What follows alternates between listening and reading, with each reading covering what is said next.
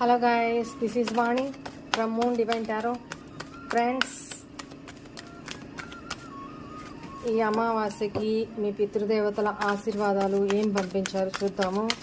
మీ పితృదేవతల బ్లెస్సింగ్స్ ఏంటి చూద్దాము. వావ్, మీరు ఏదన్నా ఒక జ్యోతిషుల ద్వారానో, సిద్ధాంతుల ద్వారానో, లేకపోతే గురువుల ద్వారానో మీకు సమ్ గైడెన్స్ ఏదో మీరు వెయిట్ చేస్తున్న సమస్యలకి, పరిష్కారం కోసం వెయిట్ చేస్తున్న సమస్యలకి ఎవరో ఒక గురువు ద్వారా మీకు పరిష్కారం అందించబడుతుంది. అలాంటి గురువులు మీ లైఫ్లోకి ఎంటర్ అవుతారు. వాళ్ళని మీరు కలుసుకోగలుగుతారు. అండ్ మీరు ఏదైనా కోచింగ్, ఎగ్జామ్స్, కాంపిటేటివ్ ఎగ్జామ్స్ రాయబోతుంటే దానికి సంబంధించి ఒక మంచి ట్యూటరు, ఒక మంచి గురువు మీకు దొరుకుతారు అనేది కనపడుతుంది.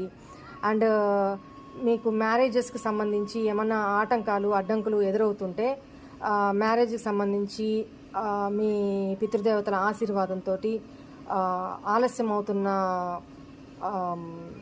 పెళ్లి సంబంధాలు కానీ, పెళ్ళి కానీ మీకు మంచి సంబంధాలు వచ్చి మ్యారేజ్ అయ్యే అవకాశం కనపడుతుంది.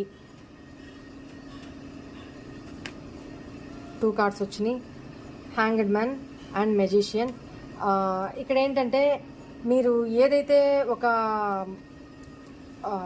పని చేస్తూ ఆగిపోయి ఉన్నారో, స్టక్ అయిపోయినారో, ముందుకు వెళ్ళట్లేదో, ఎంత కష్టపడుతున్నా అది స్టక్డ్ ఎనర్జీలో ఉంటూ ఆగిపోతూ ఉందో, మీ పితృదేవతలకి సంబంధించి పరిహారాలు చేసుకుంటే, వాళ్ళని మేనిఫెస్ట్ చేసుకొని, వాళ్ళ ఆశీర్వాదం కోరుకొని, వాళ్ళకి తర్పణాలు కానీ, వాళ్ళకి చేయాల్సిన రిచువల్స్ వాళ్ళకి చేసి మీరు కోరుకుంటే ఈ పని మీకు ఆగిపోయిన పనులు మొదలవుతాయంట, స్టార్ట్ అవుతాయి, పూర్తవుతాయి. ఓకేనా?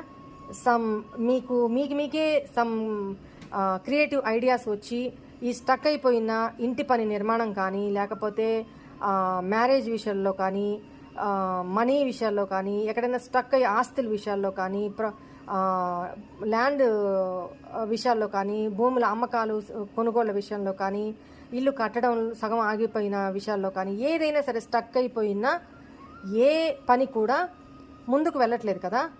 సో మీరు మీ పితృదేవతలకి చేయాల్సిన రిచువల్స్ చేసుకొని వాళ్ళ బ్లెస్సింగ్స్ తీసుకుంటే, మీ కోరిక చెప్పుకుంటే ఈ ఆగిపోయిన పనులన్నీ ముందుకు వెళ్తాయంట. ఓకేనా? నేను మన వీడియోస్లో కూడా చెప్పుకున్నాను కదా, పితృదేవతల ఆశీర్వాదం తీసుకోవాలి, ఏం చేయాలి అనేది.